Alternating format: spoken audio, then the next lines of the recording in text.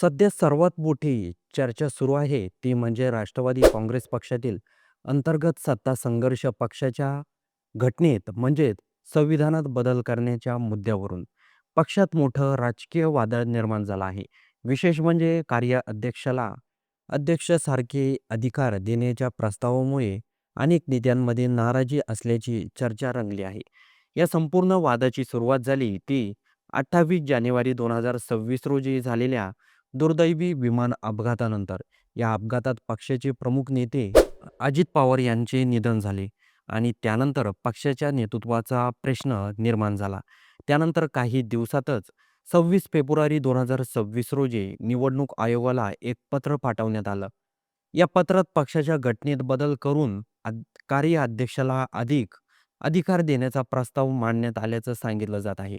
या पत्रावरूनच सध्या मोठा वाद निर्माण झाला आहे. कारण अजित पवार यांच्या निधनानंतर नेतृत्वाच्या शर्यतीत अनेक नेत्यांची भूमिका महत्त्वाची ठरू शकते. कार्याध्यक्ष प्रफुल्ल पटेल आणि प्रदेश अध्यक्ष सुनील तटकरे यांनी पाठवलेल्या पत्रामुळे पक्षावर नियंत्रण मिळवण्याचा प्रयत्न झाला का, असा सवाल उपस्थित केला जात आहे.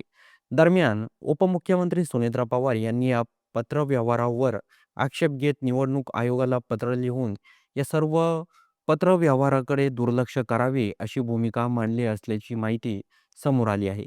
10 मार्च रोजी त्यांनी पक्षाची अधिकृत भूमिका आयोगाला कळवली. यामुळे या पक्षात 2 गट पडल्याची चर्चा आहे. एका बाजूला प्रफुल्ल पटेल आणि दुसऱ्या बाजूला सुनील तटकरे यांच्यावर पक्षावर नियंत्रण मिळवण्याचा प्रयत्न केल्याचा आरोप होत आहे. तर दुसरीकडे त्यांच्या समर्थकांकडून हे सर्व गैरसमज असल्याचं सांगितलं जात आहे. या प्रकरणाला आणखी हवा मिळाली ती म्हणजे राष्ट्रवादीचे आमदार रोहित पवार यांनी केलेल्या आरोपांमुळे. त्यांनी थेट पत्रकार परिषद घेऊन काही नेत्यांना नियोजनपूर्वक पक्षाचा ताबा घेण्याचा प्रयत्न करण्याचा आरोप केला.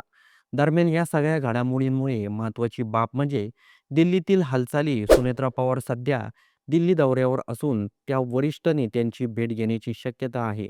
त्यामुळे पुढील राजकीय रणनीती काय घडणार, काय असणार याकडे सर्वांचंच लक्ष लागलं आहे. तसंच नुकत्याच एका कार्यक्रमातील पोस्टरवर अजित पवार आणि सुनेत्रा पवार यांचे फोटो नसल्यामुळे ही वाद निर्माण झाला होता. त्यामुळे पक्षात अंतर्गत मतभेद असल्याची चर्चा अधिकच वाढली आहे. एकूणच पाहता राष्ट्रवादी काँग्रेसमध्ये नेतृत्वाचा प्रश्न अजूनही पूर्णपणे सुटलेला नाही, असं चित्र दिसत आहे. पक्षाच्या घटनेत बदल, अधिकाराचे वाटप आणि नेतृत्व कोणाकडे राहणार या मुद्द्यावरून संघर्ष सुरू असल्याचं दिसत आहे. आता सुनेत्रा पवार दिल्ली दौऱ्यावर कोणते निर्णय घेतात, पक्षातील वरिष्ठ नेत्यांची भूमिका काय राहते, पुढील काळात पक्षात एकी राहते की आणखी फूट पडते हे पाहणं महत्त्वाचं ठरणार आहे. राजकीय तज्ज्ञांच्या मते हा वाद फक्त पदाचा नाही, तर पक्षाच्या भविष्यासाठी निर्णायक ठरू शकतो. एकीकडे रोहित पवार हे सुनेत्रा पवार यांच्या पक्षातील अनेक नेत्यांवर आरोप लावत आहे, अनेक आरोप करत आहे. जसं की अजित पवार यांचा विमान अपघाताबद्दल देखील ते इनडायरेक्टली नाव घेऊन नेत्यांवर आरोप करत आहे. त्यामुळे आता पुढील काही दिवसामध्ये काय राष्ट्रवादीमध्ये घडतं हे देखील बघणं गरजेचं ठरणार आहे. तर या संपूर्ण राजकीय घडामोडीबद्दल आपलं काही मत असेल तर ते कमेंट बॉक्समध्ये नक्की नोंदवा आणि व्हिडिओ आवडला असेल तर सर्वात आधी चॅनलला सबस्क्राईब देखील नक्की करून जा.